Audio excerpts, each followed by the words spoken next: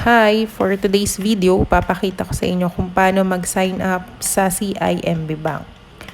So first, we need to download yung CIMB Bank app. Yan po yung logo na makikita nyo sa screen nyo, yung may color red. So, CIMB Bank PH. So after po natin ma-download yan, ito yung makikita natin sa screen natin. So let's click lang yung open an account. So, after natin maklik yan, so next, ito yung makikita natin, yung options. Meron tatlong options, yung Fast Plus account, Upsave account, and yung personal loan. Ako, nung first time ko na mag-open ng CIMB, ito lang yung pinindot ko, yung Fast Plus account. Kasi nakita ko wala siyang account expiration, no deposit limit, and zero yung fees. Next po, i-check lang natin yung terms and conditions that we have read and fully understand and agree yung term and conditions nila. And hereby agree to allow yung CIMB Bank to share any information from us.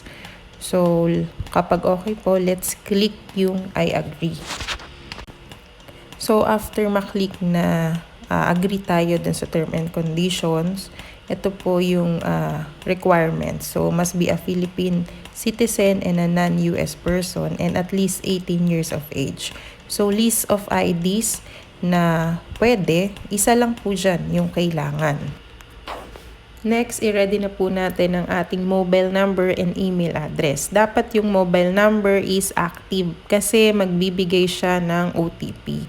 So, yung one-time PIN, pag na-receive natin, input lang po natin dyan. Then, after nyan, hihingi na po si CIMB ng username kung anong gusto natin. Pero, ang sabi niya, dapat 8 to 20 characters long, at least may isang letter, isang number, walang special characters kagaya ng mga asterisk, as sign, or percentage na sign, and dapat walang spaces. Next is, i-ready naman natin yung ating ID at ang ating sarili. So, sa ID, yung kaninang pinakita na list, isa lang po doon yung kailangan. So, i-scan natin yon using yung phone na gamit natin. And, siguraduhin natin na makukuha na natin siya ng maayos at yung mga information na nandun sa ID dapat clear na nakikita para iwas na ma-reject tayo. Next, i-position din natin yung sarili natin kasi pipicturean tayo. Meron naman dong instruction na makikita sa screen pero mas maganda yung background natin malinis or mas maganda sa malinis na dingding tayo pipwesto.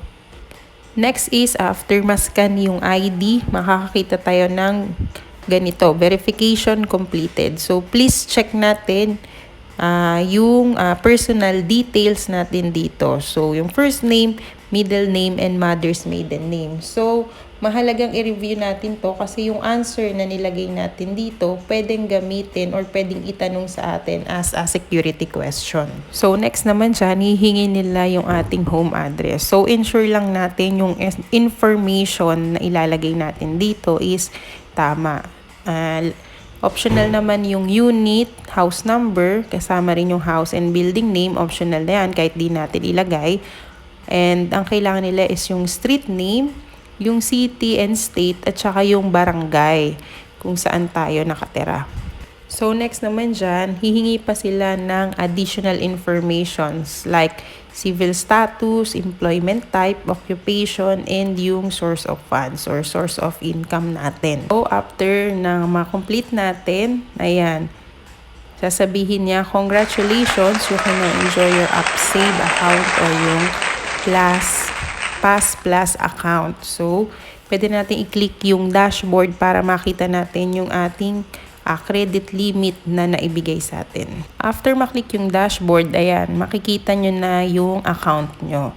So, yung akin, ayan yung aking credit limit sa ngayon. Pero nung una po, 30,000 lang yung binigay sa akin ni CIMB, pero malaki na rin po iyon. So, yung 30,000 na yun, up to 70% yung pwede mong matransfer.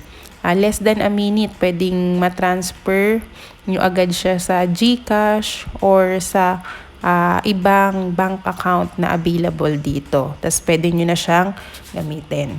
So, may next videos ako for kung bakit ba ako na increasean agad ng ganyang kalaki na 100,000. Ayun po, kung gusto nyo yung mga gantong videos, marami pa akong i-upload. Please subscribe to my YouTube channel, Everything You Need to Know. And that's all. Thank you and have a good day.